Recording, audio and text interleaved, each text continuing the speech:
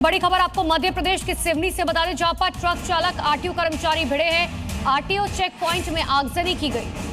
RTO check point का सामान खाक हो गया है। आरटीओ की सरकारी गाड़ी में भी तोड़फोड़ हुई है। उसके बाद भयंकर बवाल हुआ है और उसके बाद इलाके में दहशत है। नेशनल हाईवे 44 पर खवासा बॉर्डर के पास मेटेवानी आरटीओ चेकपोस्ट पर ट्रक ड्राइवर और आरटीओ कर्मचारियों के बीच पहले तीखी बहस हुई और उसके बाद जमकर मारपीट हुई। मारपीट होने के बाद वहां बवाल मच गया। गुस्साए ट्रक ड्राइवरों ने आरटीओ चेकपोस्ट की अस्थायी झोपड़ियों को आग के हवाले कर दिया और एक आरटीओ की गाड़ी में भी जमकर तोड़फोड़ की। घटना के बाद मौके पर तनाव की स्थिति बनी गई। पुलिस ने पूरे मामले की जांच शुरू कर दी है। चिलचिलाती गर्मी में इंसान तो कूलर पंखे से पार पा सकता है, लेकिन बेजुबान जानवर बेचारे क्या करें। एक वीडियो गुजरात के गांधीनगर से सामने आया, जहां पानी की तलाश में एक बंदर लोटे में फंस गया। बस फिर क्या था, बंदर ने चीख चीख कर मोहल्ला इकट्ठा कर दिया। आनंद फानन में वन विभाग की रेस्क्यू टीम को बुलाया गया, मगर मुश्किल ये थी कि लोटे का मुंह छोटा था और बंदर का सिर बड़ा। इसीलिए पहले तो बंदर की गर्दन को खींचकर बाहर निकालने की कोशिश की गई, लेकिन 10 मिनट की कोशिश से कोई हल नहीं निकला। फिर कटर का इंतजाम किया गया, जिससे लोटे के मुंह को बड़ी सावधानी से काटा गया। 2 लोगों ने बंदर को पकड़ा ताकि उछल कूद में वो घायल न हो जाए। आखिरकार करीब 30 मिनट की मेहनत लग गई और बंदर को इस लोटे से निकाल लिया गया। हिमाचल प्रदेश के सोलन इलाके के जंगलों में भीषण आग लग गई।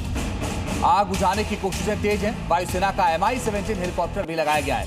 हिमाचल के जंगल आग की चपेट में हैं। पर्यावरण पर खतरा इस वक्त मंडरा रहा है और आग की लपटें ये बता रही हैं कि आग एक लंबे इलाके में लगी हुई है।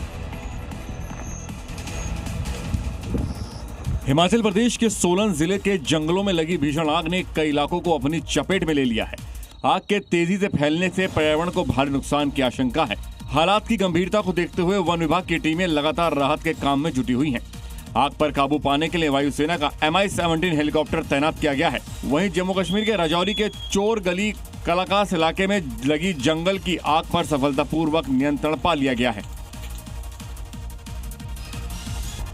और गोरखपुर में पति पत्नी के विवाद ने उस वक्त नाटकीय मोड़ ले लिया, जब पत्नी के ससुराल लौटने से इनकार, नाराज पति मोबाइल टावर पर चढ़ गया। घंटों चले ड्रामे के बाद पत्नी के भरोसे पर पति नीचे उतरा। गोरखपुर में पति पत्नी के विवाद ने उस वक्त ड्रामे का रूप ले लिया, जब पत्नी के ससुराल जाने से इनकार करने पर नाराज पति मोबाइल टावर पर चढ़ गया, जिसके बाद इलाके में अफरा तफरी मच गई और बड़ी संख्या में लोग मौके पर जुट गए। जानकारी के मुताबिक रियाजुद्दीन अपनी पत्नी शहनाज को घर ले जाने पहुंचा था, लेकिन पत्नी के मना करने पर वो टावर पर चढ़ गया। काफी कोशिश के बाद पत्नी और सास को बुलाया गया। पत्नी ने माइक पर पति के गिले शिकवे दूर करने का भरोसा दिया, जिसके बाद युवक सुरक्षित नीचे उतर आया। बैंगलोर एयरपोर्ट पर इंडिगो विमान में धुआं दिखाई दिया। यात्रियों की आपात निकासी की गई।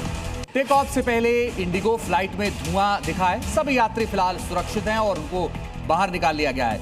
रनवे की ओर बढ़ते विमान से यात्री निकाले गए। एहतियातन विमान को खाली करा लिया गया है। केम्पेगौड़ा एयरपोर्ट पर ये बड़ा हादसा फिलहाल टल गया है। रात की बात यह है कि ये बड़ा हादसा टल गया।